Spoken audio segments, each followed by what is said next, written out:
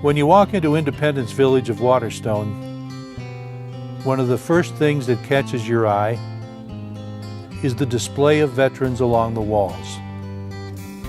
Veterans of all our recent major conflicts. Some really interesting and exciting stories. Stay with us on My Life to hear more.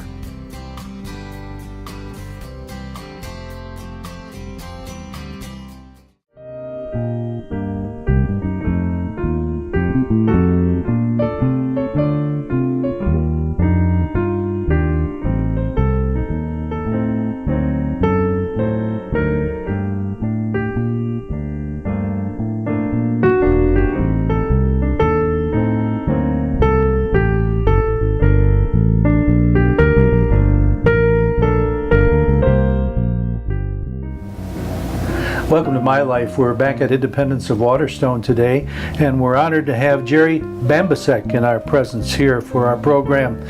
Jerry was born in Cleveland. He was in the Army Air Corps.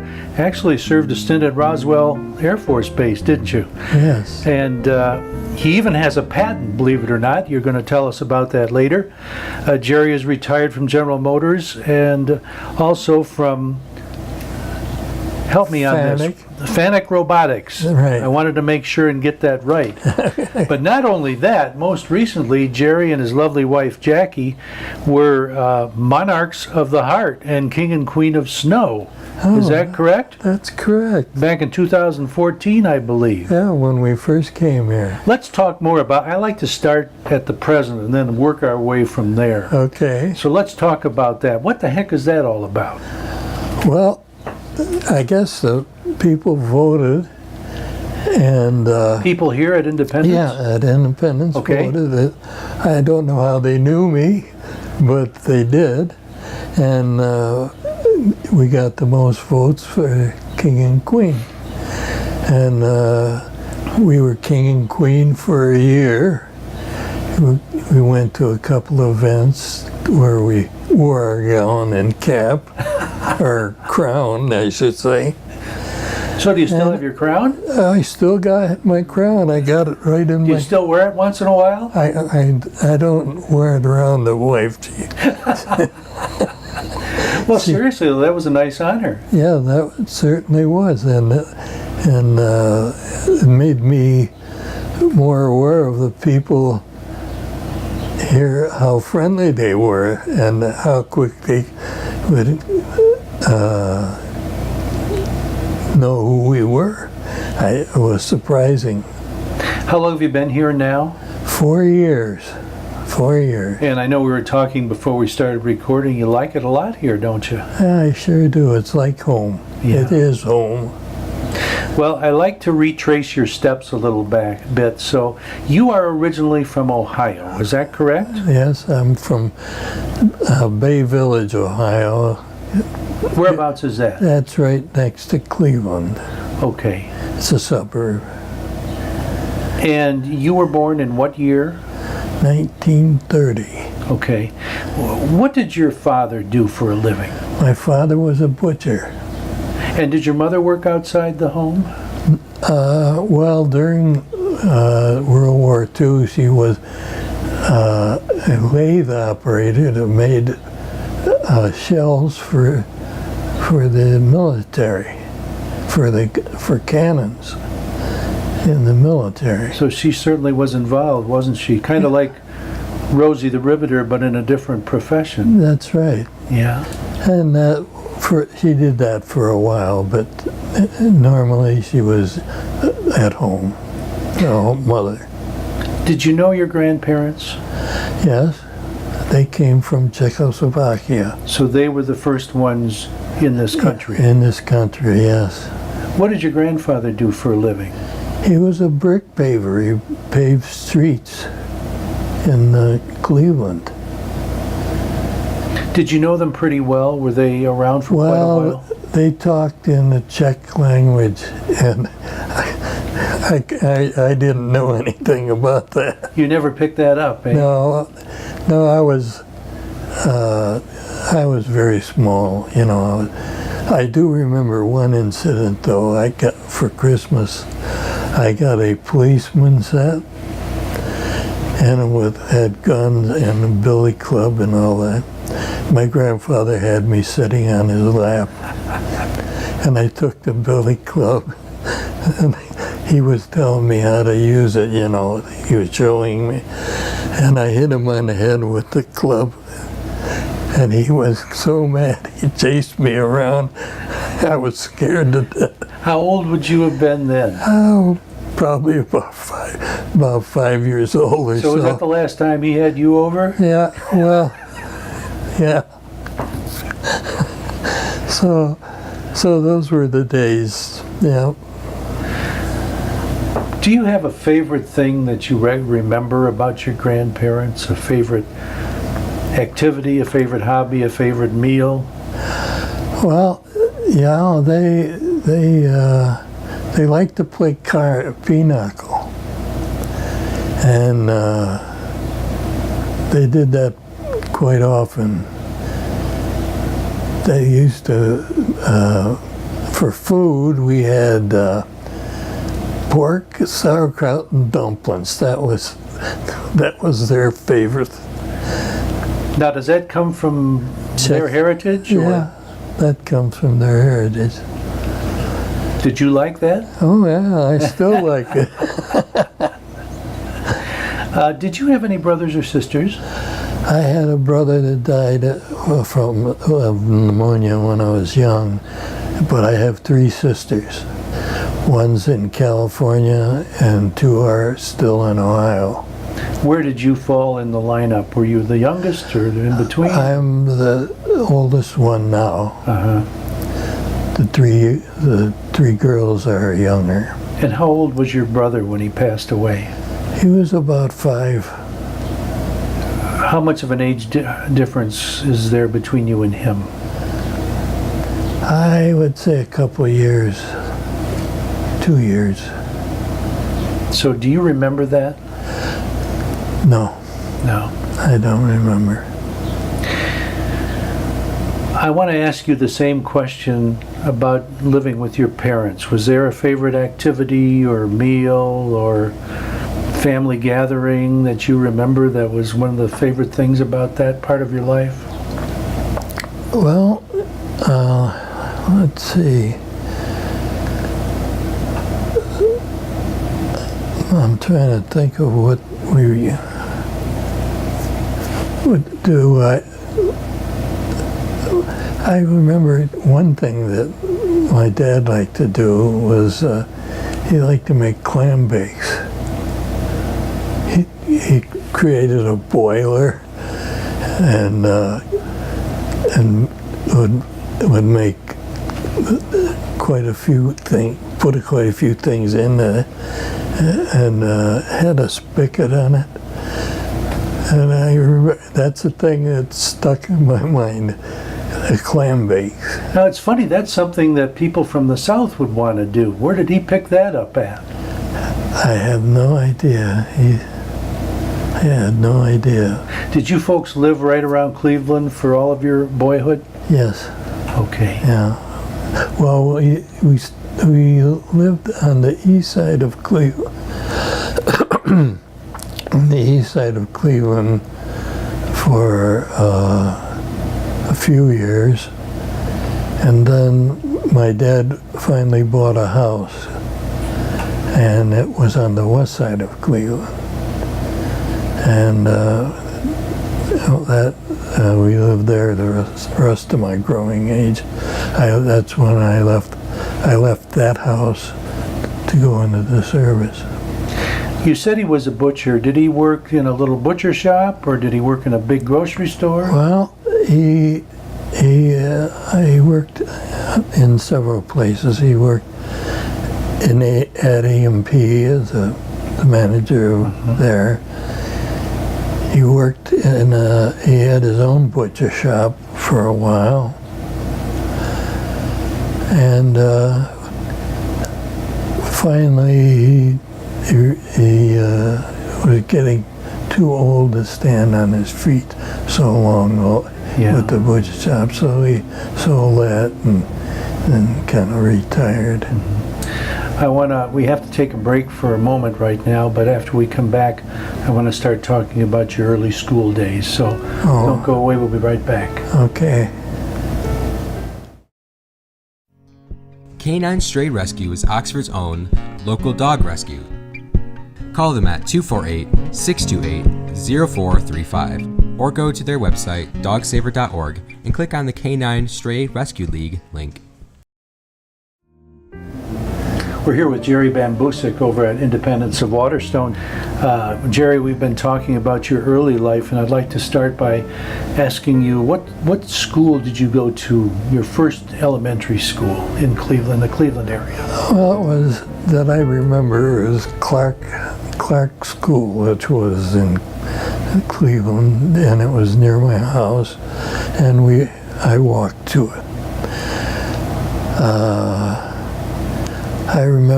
What I remember from that was in our history class, we built Monticello that was Thomas Jefferson's place. That stuck in my mind. I then went to Thomas Jefferson Junior High, and there, what I recall was I belonged to a chess club. One of our history teachers there was a chess club enthusiast, and me and my friends joined this chess club, and we played in tournaments and at the Cleveland Library, and there were timed games, and so that stuck in my mind. What grade would you have been in for that? That was around, let's see, that had to be around 7th or 8th grade, 9th grade. Wow. Now, other than playing chess, what were some of the favorite things you enjoyed doing with your friends? Sports. I liked sports. Did you play on any teams? I played baseball on a class, they call it Class D baseball, and that was about the only sport that I played in junior high. Now, did you have any other hobbies or favorite things to do besides playing chess at that time? Yeah, I built model airplanes. I used to build model airplanes, and they had, at that time, they had things called Heath kits, which were electronic type things, and I would, in my later years, I would build all kinds of things, radios, televisions, and so forth.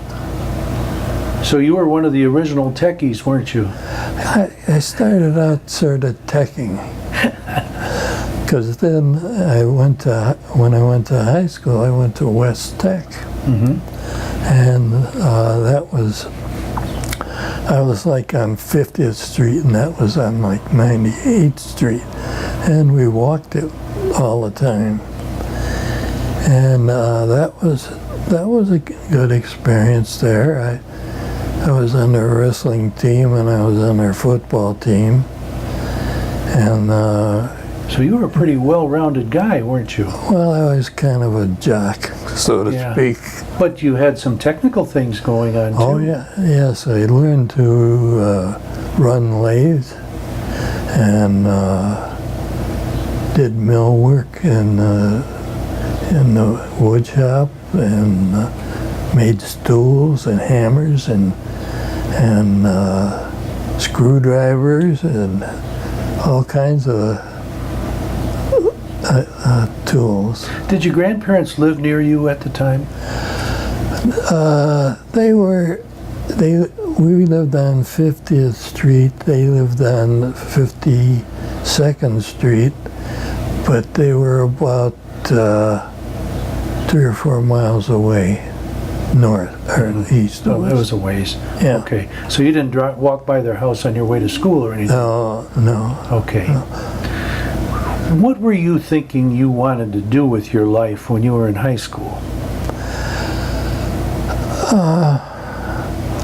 I wanted to be a draftsman, and it turned out that's what I was. Were there drafting classes that you took in high school? Yeah, I forgot to mention that. Yeah. Yeah, I did take drafting, and I was good at it, and I thought that would be the job for me. Did you think about going to college at all? Yeah. Well, I couldn't afford to go to college, actually. But I went to, after high school, I got a job as a draftsman with a structural steel company, and I was with them about 3 months. And I was about to get drafted because there was a draft going. This was around the Korean War, right? Yeah. And so I wound up, I thought I better join the service that I wanted to be in. Correct. So I went and I joined the Air Force. And they sent me south to San Antonio for training. Good old Lackland Air Force Base. Lackland, exactly. And from there, they sent me to Roswell, New Mexico. That was sort of in the desert, so to speak. And when I got there, they asked me what I wanted to do. And boy, I didn't know anything about what they had to offer. And so they said, what did you do in private life? I says, well, I was a draftsman for about 3 months. They said, well, we have a drafting department, and we can set you up in the drafting room. So in the maintenance squadron. So it was, they put me in the maintenance department. A civilian was in charge of the drafting room, and there I stayed for 4 years. Was this at Roswell? In Roswell. It was in the 8th Air Force, 509th Bomb Squadron maintenance. And I was in a hangar right on the flight line. And there was B-29 bombers and B-50 bombers later. B-29s were the ones that dropped the bomb in Tokyo or Hiroshima. Right. And the plane that did it was the Enola Gay, and that was right outside of my hangar. So you were living around I was living around. artifacts of history, weren't you? Oh, it was amazing. What we had was microfilms of all the planes, and if they needed a part to be made, I'd get the microfilm and send it down to the shop, and they'd make a part for whatever needed to be repaired. I even worked on a dolly for the A-bomb, but I didn't know what the A-bomb looked like. They couldn't tell you? They couldn't tell me. And what they did was gave me dimensions for the shape of it, for half the shape of it, and so they would put the bomb on the dolly and roll it onto the aircraft, and they had to take the bomb bay doors off the aircraft in order to get the bomb in. Oh my goodness. We need to pause for just a minute, but I want to come back to your experience at Roswell. So we're going to take a quick break, and we'll be right back.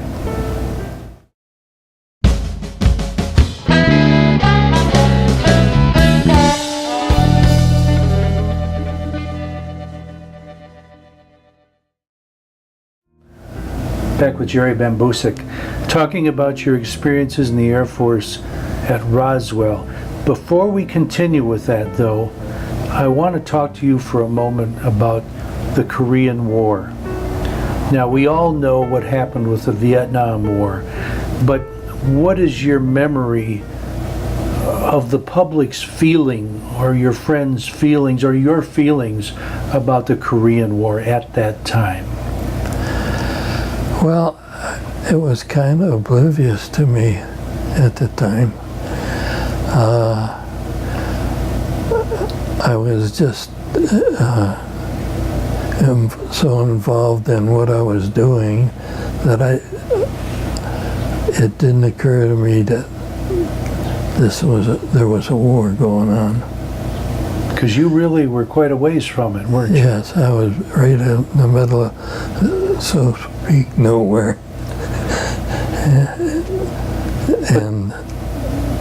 And there was what I was understanding is that they were testing bombs. There was some bombing range that was nearby in the desert, and so that's the only evidence that I could ever relate to the Korean War. And also at that time, there was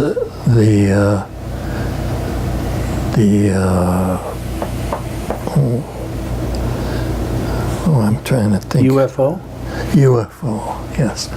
There was the UFO experience that was talked about, but I never saw. You never saw any funny-looking men with big heads walking around or anything? No, however, I had to do guard duty one time on a hangar where all this top secret stuff was. So, but I didn't know what it was. And here it was the evidence from the UFO. I found out more about the UFO after I got out of the service and drove back down to Roswell to see the air base. And there was UFO shows everywhere along the highway to the base. So I never did see a UFO, but I heard a lot about it. What kind of things were you hearing while you were down there on duty with the Air Force about that sort of, what was going on? It was just top secret. People, I think the thing that came out was that they thought it was a balloon, a weather balloon that landed or broke up or landed out in the distance. It was quite a distance from the air base. Did you meet your wife during this period of time, or? No, actually I didn't meet my wife until I got out of the Air Force. Okay, we'll get into that in a moment then. Okay, I just wanted to make sure we didn't skip over that. So you were at Roswell for how many years? 4. I joined for 3 and I was extended to 4. So that was basically your whole enlistment, wasn't it? Yes. Okay. So I never saw anything but Roswell. Wow. Not very scenic, I guess, huh? No, well, I learned to play golf there, but that was like playing down on the highway because the ground was so hard and dry. I could really hit the ball a long way. Did you become a pretty good golfer? I was a duffer. I never got to be a great golfer or good golfer. What were you thinking about what you wanted to do or where you wanted to work as you got closer to the end of your military service? Oh, well, while I was there, on weekends I'd work at a J.C. Penney store selling shoes. And also, while I was there, I went to night school. There was New Mexico Military Institute there. It was a college. And I took courses at the institute there. And later, the Eastern New Mexico University became available to us. And I went a couple of years taking night courses there. Were you taking drafting courses or engineering courses? Engineering courses. Mm-hmm. Yeah. And I took a surveying course and never realized how complicated that was. So, you were discharged from the Air Force. What did you do next? I went, while I was taking these courses, one of the professors said that he went to Colorado University, and that on my way home I should drive through Boulder, Colorado, and check it out if I wanted to go to college there. So as I drove home, I stopped there and enrolled, and went home. The scenery was a lot better in Boulder, Colorado. Boy. Yeah, I could just see it right now. It was down in the side of a valley. Anyway, I went there, and I went home, and I had to get a job because I was out of the service and I needed some money. So my dad knew a fella that worked at General Motors, Cleveland Diesel, General Motors, Cleveland Diesel. So I went and I got a job there. So what happened to the Boulder, Colorado thing? Well, that's coming. Okay. So as I started out as a draftsman there because they knew I could do drafting. And I said, after a few months of working there, several months of working there, I said, I think I need more education. And they said, well, that's great. And they said, what are you gonna do? I said, well, I'll tell you, I enrolled at Colorado University, and I'm gonna go there. And they said, well, when? And I says, well, as soon as you fellas could let me go here. They said, well, we appreciate that, and when you get through on your breaks, come back and we'll work with you.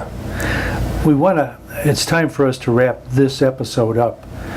I want to pick that up on our next episode with you, though, so please stick around so we can do that.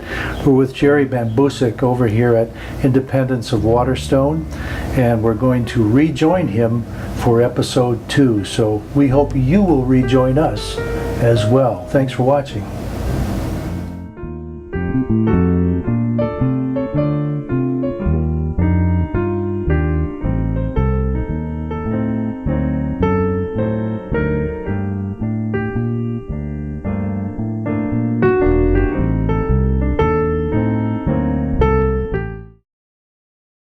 Hey, Lakeville!